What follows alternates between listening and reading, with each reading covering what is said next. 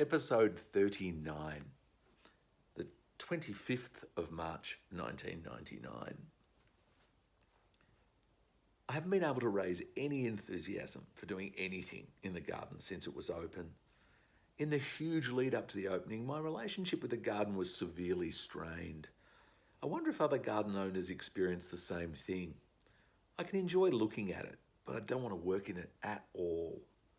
There was an evening several weeks ago when we ate outdoors, then sat out by candlelight until late, and I was awash with feelings of this is what I wanted a garden for. But we've been on holidays and I'd hoped that a short separation might help.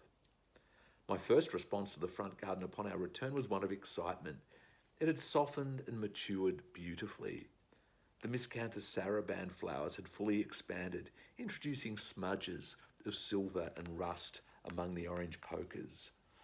The gravel garden was still okay, but was looking very autumnal. Little pleasure here. The border was a wreck. Things had fallen all over the place. There must have been some pretty bad weather in our absence.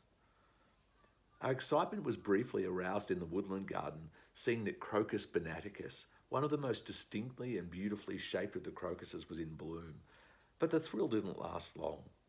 If time away can help, I need more of it. 5th of April 1999. Another week and a half's absence has worked wonders, both on my attitude and on the garden, which has suddenly reached that point of no return, beyond which you no longer feel the need to keep up the summer illusion. Decay becomes a part of the picture, a desirable part.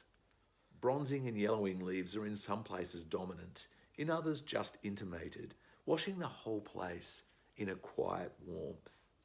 Plants in an overblown, overweight languor have fallen about, creating an interfluence peculiar to this season. Jarring, dotty bits of the gravel garden have diffused into unity. There's no season so free of self-criticism and self-consciousness for the gardener as this one. Autumn's beauties, rarely planned and more often arriving as a surprise windfall from the carefully contrived effects of the summer, are enjoyed with the freedom usually only possible when looking at other people's gardens. Frost must now be just around the corner. The descent into winter has been detectable for some time, and it's undeniably a descent when you are addicted, as I am, to the overwhelming enormity of summer bulk.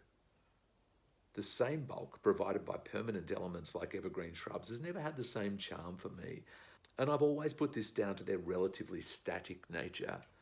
As in most things in my life, I want as much change in as short a space of time as possible, so it seems I'm stuck with the annual winter downtime connected with the season-exaggerating herbaceous perennials. The 9th of April, 1999, the last entry in Michael McCoy's garden. It seems to me that very few garden owners are able to strike a balance between their enjoyment of the physical processes of gardening and the aesthetic and other sensual pleasures that are their fruits. Most keen gardeners seem to be addicted to the processes and rarely take the time to sit and enjoy the results of their labours, while other garden owners are content to enjoy the results, rarely extending beyond tidiness, of the work of their hired maintenance crew, and sacrifice the pleasures of getting physically involved. The construction, or let's say creation, of any new garden will necessarily require an emphasis upon the doing, and this has been my focus for the last 18 months. But there have been several quiet moments alone, and others with friends, when I've been able to bask, even wallow, in the fruits of my labour. Even still, I'm convinced that there are so many more pleasures on many different levels into which I could tap if only there was more time for sitting, listening, and waiting.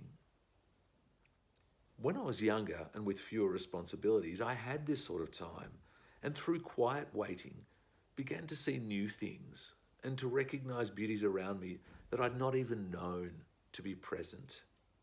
Autumn is the time, as the garden and the gardener wind down towards dormancy, when I'm most aware of beauties that largely lie hidden, when the veil is at its most transparent.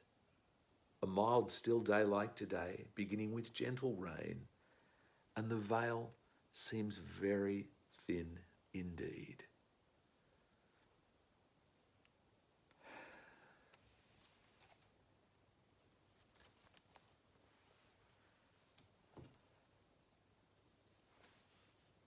I'm kind of reluctant to add to that.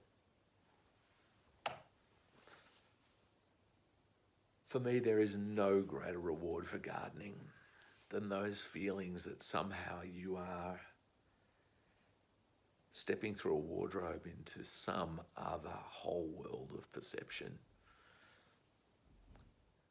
When just the hard slog, the physical labour, the total focus and engagement, and the dance, I guess, the partnership with something so much greater than ourselves, in this case, nature and all of its unbending rules as well as its crazy contingencies, means that you know full well that you are the weaker partner. You're like the surfer on a wave that you're reading and responding to, that this thing could kill you, could bring you down, could smash you to pieces, but you're going to ride it for all it's worth, that you're going to respond left and right to the tiniest twitches of this immense force to bring you to this place of absolute ecstasy.